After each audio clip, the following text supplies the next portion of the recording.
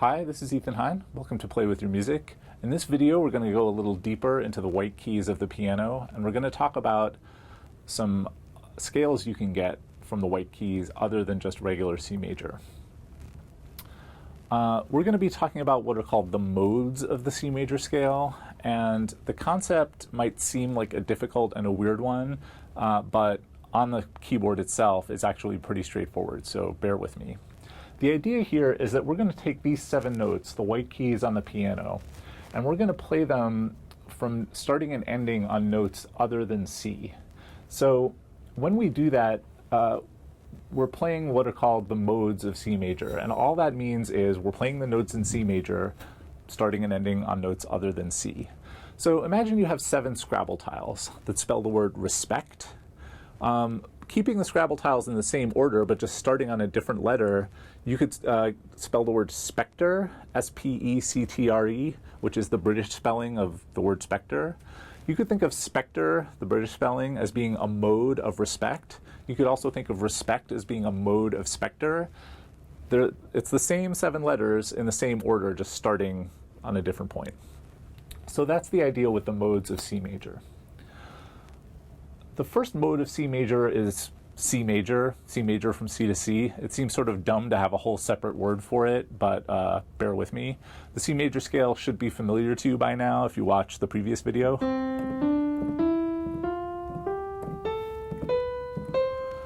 The major scale is the basis for a lot of Western music, everything from nursery rhymes on up to classical symphonies. And to pick one example out of about 10 billion, here's Eine kleine Nachtmusik by Wolfgang Amadeus Mozart.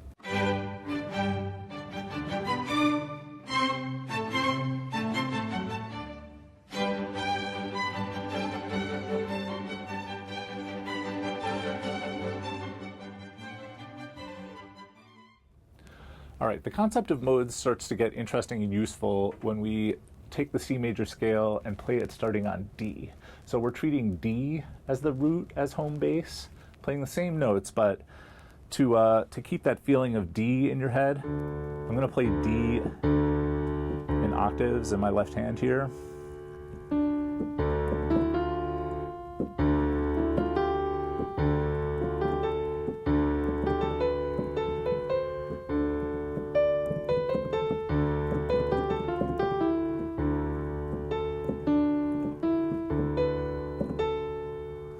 So a totally different feeling from C major, right? I'm playing the exact same notes, but if I treat D as the bass note, I get this mysterious, exotic minor key feeling. And in fact, I'm playing a minor scale. It's called the D Dorian mode, and it's very commonly used in jazz and funk to get that kind of cool, sort of tragic, sort of mysterious vibe.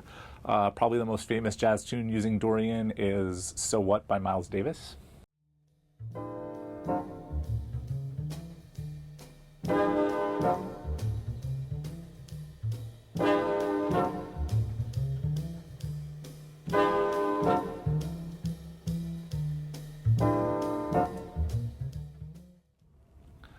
All right, now stuff gets even weirder. If we take the C major scale and play it from E to E, playing it with E as the bass note, we get an even darker scale.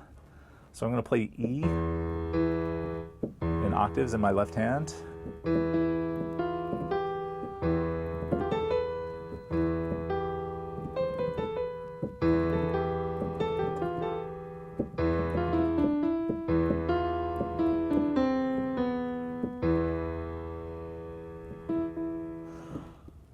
Very dark, right?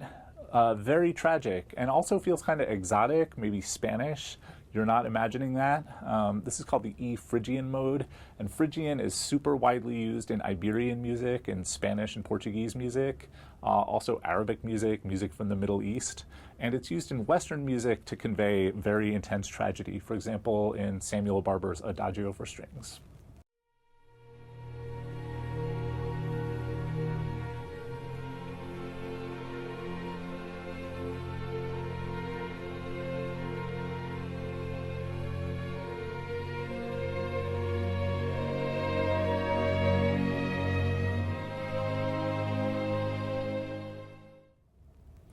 All right, the next mode in C major is a little happier. It's called Phrygian, C major from F to F. So I'm going to play some F bass notes here. There we go.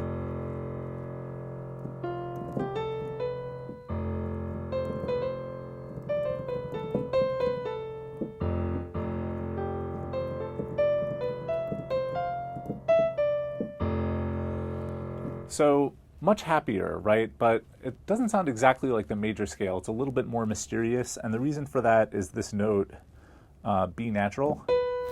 The interval between B and F is called a tritone. It's considered to be a dissonant interval, and that gives the scale a little bit of bite.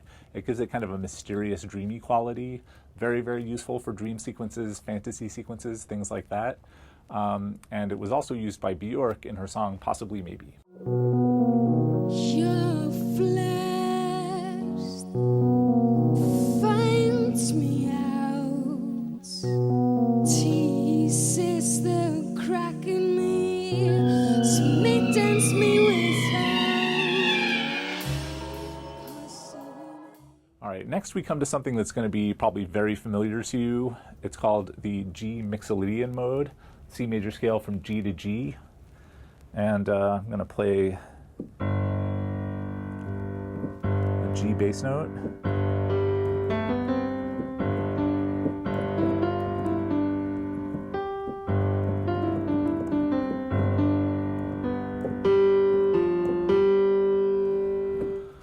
So that's a sound that should be familiar to you from rock and roll. Mixolydian is super common in rock and roll. In fact, it may even be more common than the plain vanilla major scale. Mixolydian is also widely used in non-Western cultures. You're going to hear it in Indian music, Middle Eastern music, Eastern European music, all over the world. And one of many, many places you're going to hear it is in the end section to Hey Jude by the Beatles.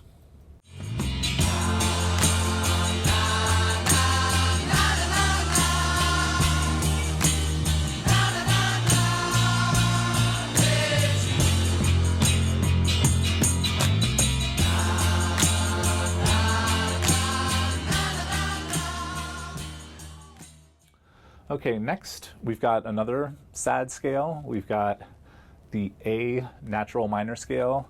In music theory textbooks, they call it the A Aeolian mode. You will never hear that used in real life. People always just call it A natural minor. So here it is.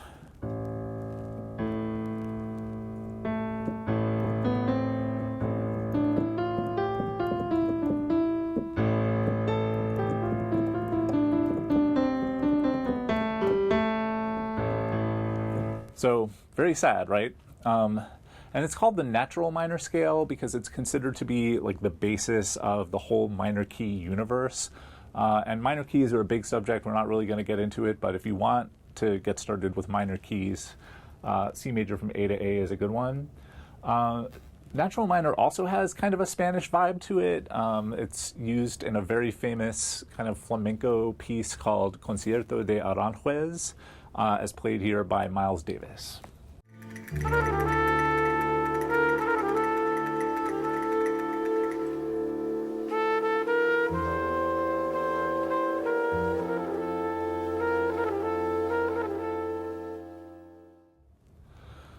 The last mode of C major, C from B to B, is called B Locrian, and it is the least useful of any of these scales for normal music making purposes. I'll play it for you. Here we go.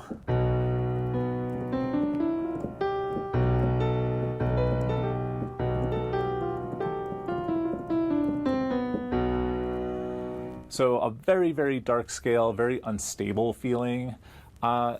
It's very difficult to find a melody that's written in the Locrian mode because it's so unstable and so weird. The only one I could actually find is a song by Rush called YYZ.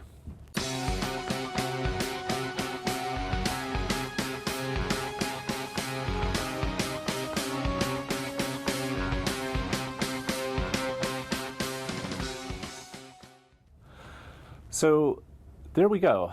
7 different scales, all using the same white keys on the keyboard. All of those scales have their own chords associated with them. Look in a music theory textbook to find out more, and we've also got some links to useful resources in the video description. The main thing to take away is that even if you only play the white keys, you have an incredible richness of musical material. So play around and use your ears.